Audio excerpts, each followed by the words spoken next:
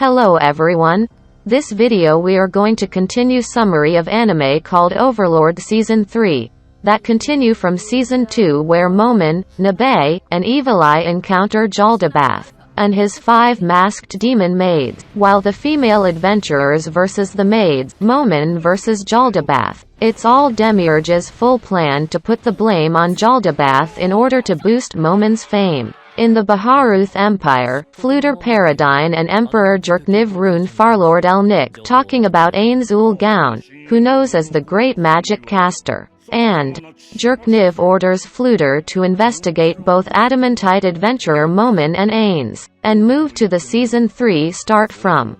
Following the events in Ray Estais, Ainz has some of the floor guardians take a day off. Albedo, Shaltir, and Aura spend time by the 6th floor lake where Albedo learns she cannot ride her bicorn mount Summon due to her being a pure maiden, to the other two's shock. While Ainz sends a memo to the male floor guardians to meet later for a bathhouse gathering for relaxation. Later on, as Ainz is in his personal quarters practicing his Overlord posturing, he exits to meet with Mare and Albedo, but after a heartfelt admission of joy over having them in his life, Albedo succumbs to her lust and tries to rape Ainz in his office. It is with the total efforts of the guards and Mare that Albedo was removed. In the evening, the men are relaxing in the spa house, but hearing Albedo blatantly try to climb the wall, when a defense golem programmed by Lucifer attacks them for lacking bathing manners, Ainz orders the male floor guardians to help the ladies, internally hoping next time they will have more time to relax. Ainz brings together the NPCs to review the grand plan overall with Demiurge recounting, when really he just wants to learn the demon's thought process. It is revealed that all the NPCs are planning world domination, with Ainz completely oblivious. As Demiurge states, this was Ainz's goal, ascertained by his actions, starting with Carne Village being subjugated with no casualties and having the residences living peacefully. Thus, it meant Ainz wanted world domination, and experimenting on ruling his subject. Meanwhile at Carne Village, Furia is spending entire nights developing a potion for Ainz, while Enri is caring for the goblin troop as they teach and protect the village. Enri has even given names to each goblin. The only new resident to the village was Britta, who quit as an adventurer after surviving her encounter with Shaltir. After running low on medicinal herbs, Enri, Furia, and 3 goblins search the forest for said herb. Finding a growing patch, they see a wounded hobgoblin child being hunted by a bar guest, so the goblins supported by Enferia kill the dark beast, saving the child. Furia uses the experimental purple potion to fully heal Agu, the boy hobgoblin. Agu explains that he was attacked by minions of the Giant of the East, who himself has allied with the demon Snake of the West. This shifts the balance of power in the forest, threatening the village. Enri, Furia, and the goblin troop bring Agu to Carne Village to inform them of the situation in the Great Forest. Taking into account a possible threat, Britta goes to inform the Vigilante Committee to ready evacuation procedures, while Furia asks Lupus Regina to deliver a purple potion to Ainz with a progress report. While Lupus nominates to ask Ainz for aid, Enri believes they should do their own efforts first. At night, the goblin troop find the rest of Agu's tribe and group of ogres. One goblin, Jugum, instructs Enri to act as alpha to make them submissive, which works and they swear loyalty. As the survivors need medical treatment, Furia must stay up all night while Enri goes to Irantel in the morning. Arriving at the main gate, her goblin General Horn is detected and is about to be put in custody, until Momon arrives to vouch for her and she is released. As Enri goes about her day, Momon covertly allows her to ask the Adventurers Guild for aid with the trouble in the forest. After a hectic day, Enri meets her goblin troop and offer new weapons out of thanks for all they have done for the village, with the troop in a state of intense gratitude. Upon return, Enri is voted as new village chief, but is taken aback by this and consults Lupus Regina and Furia. After a self-reflective talk with Furia, Henry decides to accept the position. Over the village high above, Lupus Regina is met by Yuri Alpha for a summons by Ainz. When asked why she's smiling, Lupus Regina answers that the village dynamic has shifted and she would love to see the faces of the residents if the whole village were to burn down, hoping to see the village destroyed. Ainz reprimands Lupus Regina for her failure to report on Carne Village. Lupus Regina states that she did not think it was important, but Ainz informs her of Furia's value and orders her to protect him, Henry, and Lizzie above all else. Afterward, Ainz and Aura goes to find the Giant of the East and Demon Snake of the West to see what sort of monsters they are. They discover the giant is a large troll named Goo and the demon snake is a naga named Ryrarius. Ainz offers them to submit or die. Ryrarius quickly complies after failing to escape, however. Goo refuses and the two duel. Goo's attacks prove ineffective and Ainz neutralizes him and the remaining trolls and ogres. Afterward, Ainz has Demiurge review the menu for a dinner Ainz is planning when Ainz is informed that the village is under attack and gives Lupus Regina permission to engage. Goo's forces begin their attack on Carne Village, while the Goblin Troop, allied ogres, and the Vigilante Committee prepare to defend the village. The remaining villagers take shelter. As the battle begins at the front gate, Henry and Furia search the village to ensure everyone is safe when they see a troll climbing over the rear gate. To prevent the troll from finding the hidden villagers, the two distract it by disguising their odor. However, the troll catches on and Furia tells Henry to run for help and confesses his love to her. Furia continues to fight the troll while Henry gets backup. However, he is overwhelmed by the troll's strength. Just before the troll is about to kill him, Lupus Regina appears and kills the troll. The battle at the gate also ends successfully and Lupus Regina informs Furia and Henry of Ainz's invitation to a dinner at Nazarick. Royal Mage, Fluter Paradine is told that the Adamantite adventurers from Darkness wish to meet him. Meanwhile, the worker group, Foresight, prepares to take on a mission exploring an undiscovered tomb within the borders of the Re-Estais kingdom. The mission appears to be well-paying albeit dangerous, but they have accepted it since one of their members, Mage Archie, needs money to take her little sisters and escape her heavily in-debt parents who refuse to cut back on their spending. They meet up with three other worker groups, Green Lead, Heavy Masher and Tenmu. They have all been hired by a noble of the Baharuth kingdom, who has also hired Momin and Nabe as extra protection. The workers arrive at Nazarick and briefly explore the outside and discover immense riches. They all decide to move deeper inside, except for Greenleaf, who decides to stay outside as a guard and look for other routes inside, while also secretly using the other groups as canaries. Inside Nazarick, the groups are quickly separated in their eagerness to find more treasure. Outside, Greenleaf encounters the Pleiades, who summon a series of powerful undead warriors called Nazarick Old Guarders, who make quick work of the worker group, slaughtering all of them. Heavy Masher is chased by a number of Elder Liches briefly, before the members are teleported to two places. Some are transported to the Black Capsule, where they are fed to cockroaches. The family of Area Guardian, Kyohuko. One other member is teleported to the torture chamber and is tortured by Neuronist Painkill, presumably to death. Tenmu encounters Hamsuke, who is training to become a warrior. After a brief fight, the leader of Tenmu, Area Uzruth, is killed easily after Hamsuke activates the martial art Slashing Strike and beheads him. His elf slaves are left alone, after they start to kick his body, leaving Hamsuke uncertain as to what to do with them. Foresight is teleported to the 6th floor arena, where they are introduced as invaders and will be facing Ainz himself. Foresight tries to apologize to Ainz for trespassing into Nazarick, but Ainz rebuffs their words, refusing to listen to their excuses and declaring them to be worse than maggots for daring to enter Nazarick as thieves, without permission.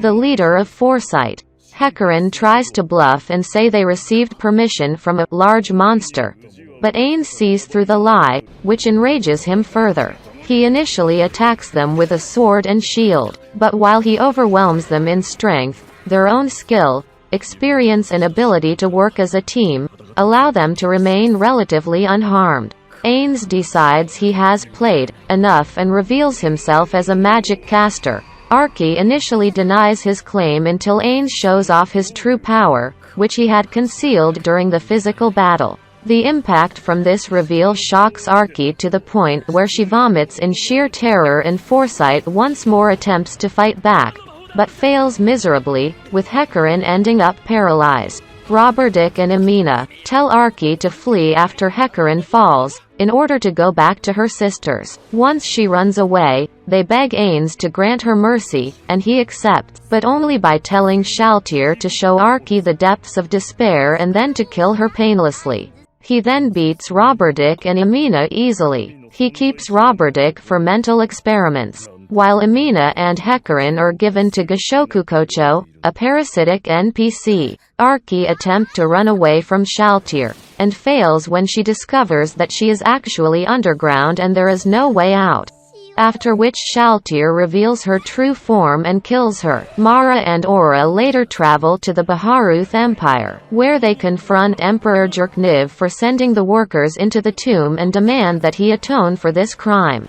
Emperor Jerkniv travels to Nazarick to apologize for the invasion of Nazarick, and is immediately given a show of Nazarick's power when they use Tier 6 magic easily, and use Death Knights, monsters capable of slaughtering armies for menial tasks like setting tables. Ainz further shows off his power when he is given the head of the noble who was responsible for sending workers to Nazarick, albeit secretly on Jerkniv's orders, and turns it into a Death Knight. Ainz reveals his intention to crush anyone who would dare go against him, and restore peace to his surroundings, and Jerkniv extends an offer of friendship to protect the Baharuth Empire, while suggesting that Nazarick establish a proper kingdom, but secretly intends to set up an alliance behind his back in order to defeat him. However, Demiurge has already figured out the Emperor's plan, and reveals it to Ainz and the other NPCs later. Jerkniv realizes that Fluter Paradine has actually been working with Ainz the entire time, and has betrayed him. This is confirmed in a flashback, where Ainz has revealed his true power to Fluter, who in turn pledges his undying loyalty to Ainz, in exchange for giving Fluter the opportunity to peer into the abyss of magic. Ainz establishes the Sorceress Kingdom of Nazarick, and demands that the Re-Estais Kingdom withdraw from all lands around Irantel, claiming they belong to the Sorceress Kingdom, and the Baharuth Empire backs them. Gazif requests the king to do as Ainz asks, claiming fighting Ainz would be a terrible idea. But the king refuses, as doing so would be a sign of weakness, and he cannot afford to show weakness when the royal faction in Re-Estais has begun to grow in strength after the Jaldabath incident. Marquis Raven agrees with this path, and is set up as commander for the war. Crown Prince Barbro is eager to prove himself and tries to join in, but instead is sent to Carne village to question the villagers about Ainz. Barbro decides to draft the villagers once he has questioned them in order to use them as hostages against Ainz. Ainz arrives at the Baharuth army camp before summoning his army of Death Knights. Barbro's army arrives at Carne village, and Henry, the new chief, struggles to delay them as they hid the goblins and ogres. Barbro has a watchtower burnt down as a threat, but the action only reminds the villagers of the incident Ainz saved them from, inspiring the villagers to take up arms against Barbro for Ainz. Lupus Regina watches the incident unfold and is broadcasting it to Ainz. Henry and Furia decide to lead the women and children out from the back, while the able-bodied men, goblins and ogres act as distractions from the front. The strategy seems to work, but the soldiers present at the back notice the fleeing villagers, and in an attempt to delay them Henry blows on the second goblin horn Ainz gave her, but somehow summons not a small group of mercenary-like goblins but an army of goblins 5,000 strong. Ainz is surprised, but theorizes that the horn in fact hides a true power that no one has unlocked, and that Henry somehow managed to unlock these conditions. The goblin army proves to be more than a match for Barbro's conscripts and send them running, saving the village.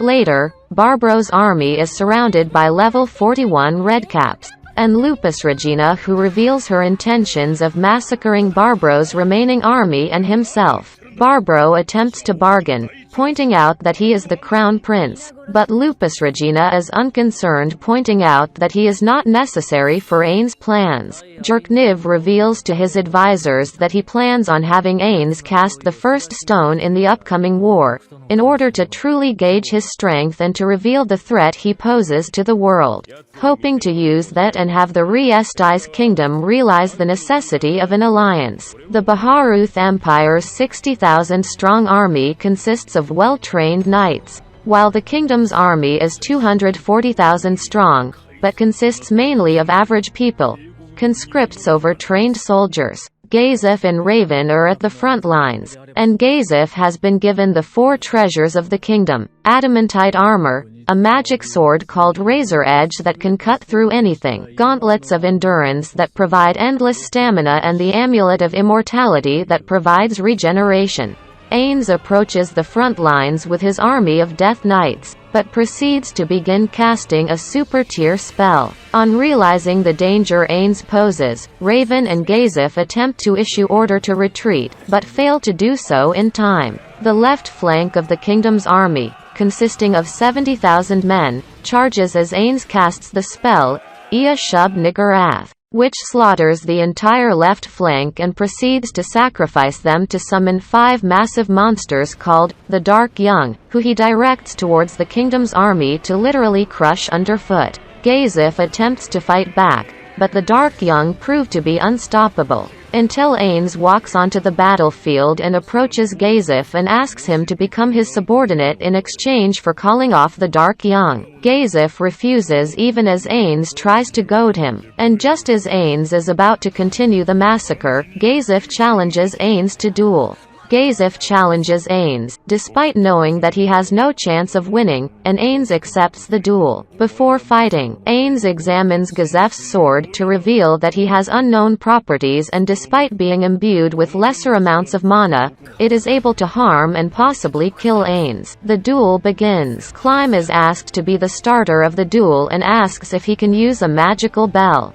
Ainz agrees. After ringing the bell, Ainz uses time stop spell to stop time. He kills Gazif instantly. He calls off the Dark Young, out of respect for Gazif, but warns Brain that if the kingdom refuses to surrender, then they will rampage through the capital. Jerkniv is informed about Ainz's power, much to his horror. The king and nobles of the kingdom are terrified at the result, and have no choice but to give up Yggdrasil, as per Ainz's demands. Brain and Climb believe that Gazif's useless attempt to fight Ainz was a way to help them learn more about him, to set up their defenses, and Brain vows to become better than Gazif. Ainz arrives at Yggdrasil in a large procession, but all the people hide inside out of fear. A child attempts to throw a rock at Ainz, but the sign of disrespect has Albedo attempt to execute him, until he is saved by Momin. Momin, played by Pandora's actor, is enlisted by Ainz to act as a city representative and law enforcer. This is revealed to be part of Demirugi's plan in order to find and kill any enemies, as the humans will rally under Momin, while Momin serves Ainz. The Guardians once more pledge their fidelity to Ainz as the Sorcerer King, and he declares it to be the founding of the Sorceress Kingdom. This is the end of summary Overlord Season 3, for Season 4 is upcoming in next year early summer. Thanks for listening and watching to the end. Please like and subscribe for more new summary videos.